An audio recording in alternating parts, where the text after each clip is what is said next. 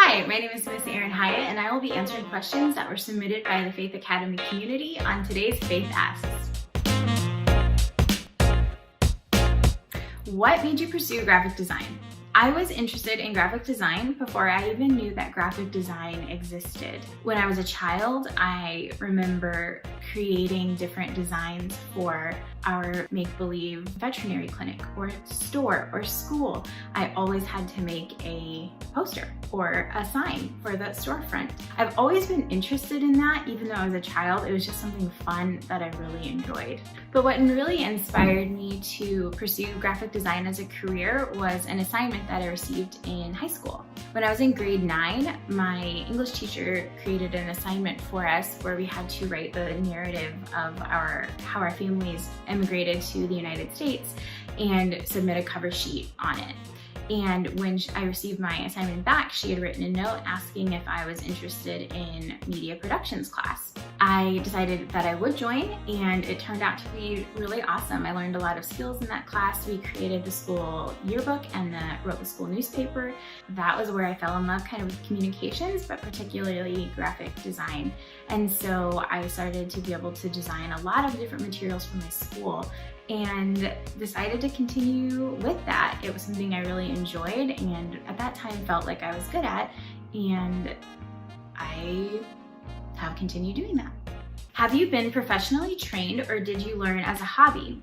So I think this is a fantastic question. A lot of people who are gifted in art find a strong desire to hone that skill and develop it into something bigger, and that's possible without a formal education.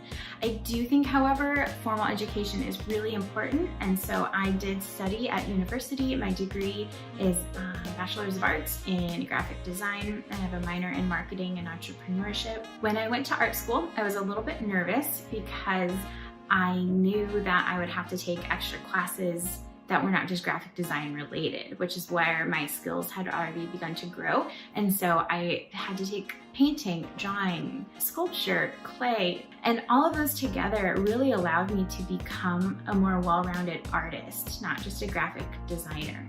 And so alongside of the graphic design classes I was able to take, I also developed a great sense of color theory, and that has helped me to become a better designer.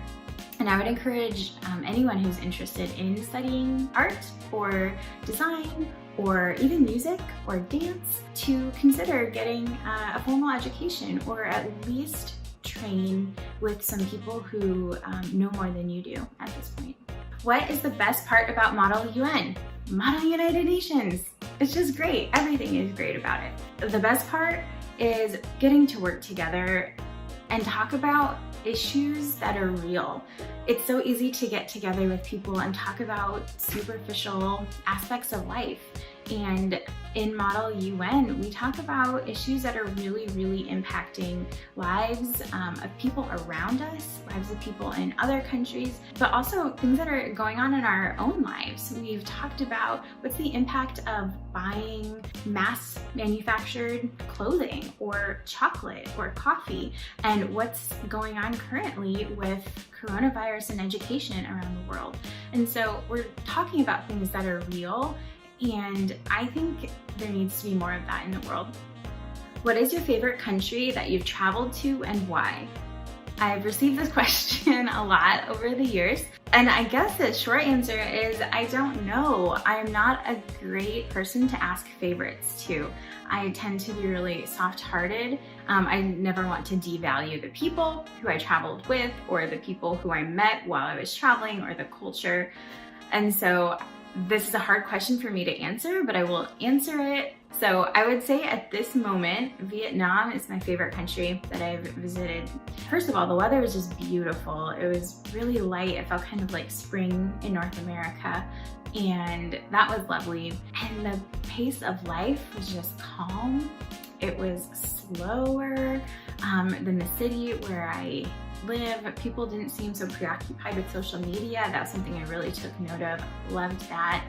The food was fantastic. Their coffee, fantastic. They have these little buns that are like coffee flavored infused buns that cost maybe 10 cents a piece, and they serve them to you on the street warm, so good, just beautiful. The landscape is beautiful. Everyone was smiling and kind the whole time, just like calm. It felt like going home. Like it was very warm and welcoming. When you make a design for someone, where do you begin when all you have is a blank slate?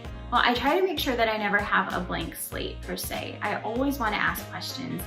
My first response really when anyone asks me to create something for them is, what's your purpose?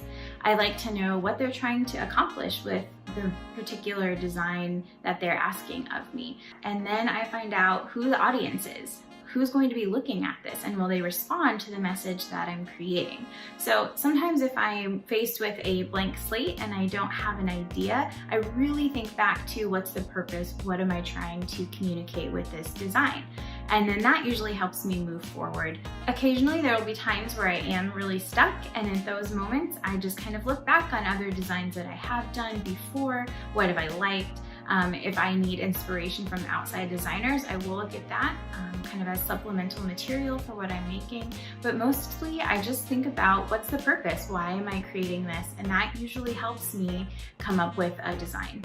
Why is art so hard?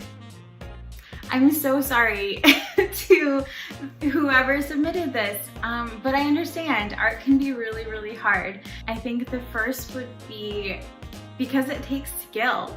I know that there's this common misconception, particularly with modern art, that it's just really easy, that a child could make art, but it really does take skill, and it takes knowledge and how to apply that skill. You can't just whip out some paint and start using it, because different paints interact differently on certain canvases or different materials. Art can be really hard if you don't have those skills or that knowledge yet. So I would say to make it less hard in that area is just to practice, whether it's painting or clay or illustration, photography. Just continue to practice, learn, and just try to continue to be creative, which I think is the other thing in why art can be so hard for some people. There are different ways that you can inspire creativity. Get outside, listen to music, read, open up your sketchbook and just start drawing.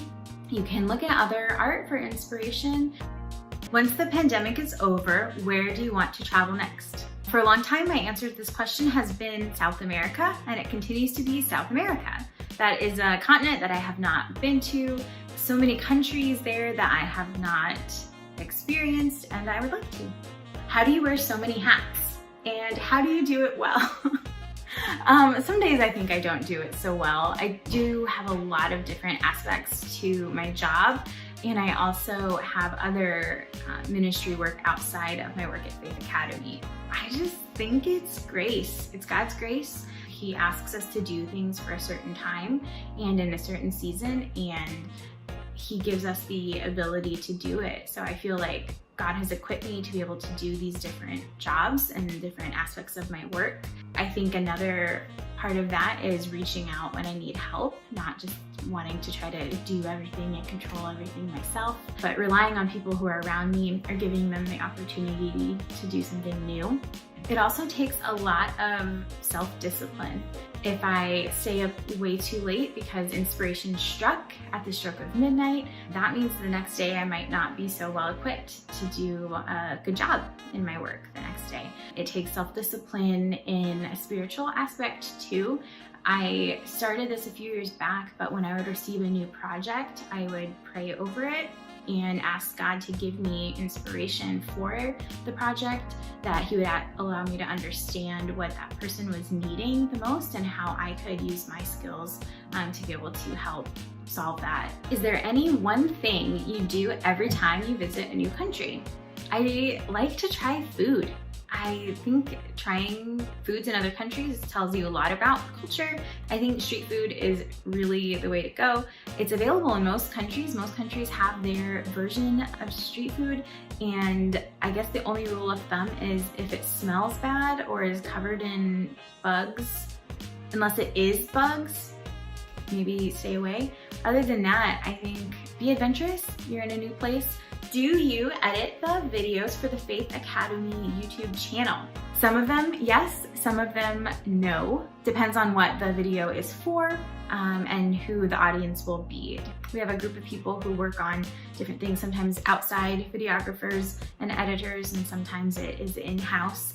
The current Faith Ask series, though, is a group effort from our publicity committee, which is 2 staff members and 2 high school students, one of which is the main editor for these awesome Faith Asks videos. Our editor is Say Hong. You put a little picture of yourself. So it's a team effort, like most great things are. What is the strangest food you've ever eaten in your travels? So this is a little bit hard for me to answer because I imagine that the people who cooked it or the culture where I ate it, they don't think it's strange. So that can sometimes be a hard distinction. So my answer, I don't know. I ate pigeon when I was in Eastern Europe once, and that was very weird. I would say that was weird for their culture, but also weird for me to know that what I was eating is also referred to as the rats of the sky. Okay, so I just looked up some information on pigeon eating around the world, and it turns out that in quite a few countries, people do eat pigeon normally, and it's not so weird. And even in the United States, where I'm from, people used to eat pigeon. Sometimes this can be described as squab, and that seems a little less crazy to call it. However, I did not eat squab. I ate straight up out of the sky, maybe out of your gutter pigeon. Do you have a favorite artist? I do. My favorite artist is Johann Vermeer. He's a Dutch painter from the Baroque period. He was the painter who created Girl with the Pearl Earring. If you've heard of that, it's most likely his most famous painting. It is also indicative of his style. It was a very subdued style. His color choice was always very calming. I appreciate that as an artist. That's something that I respond well to.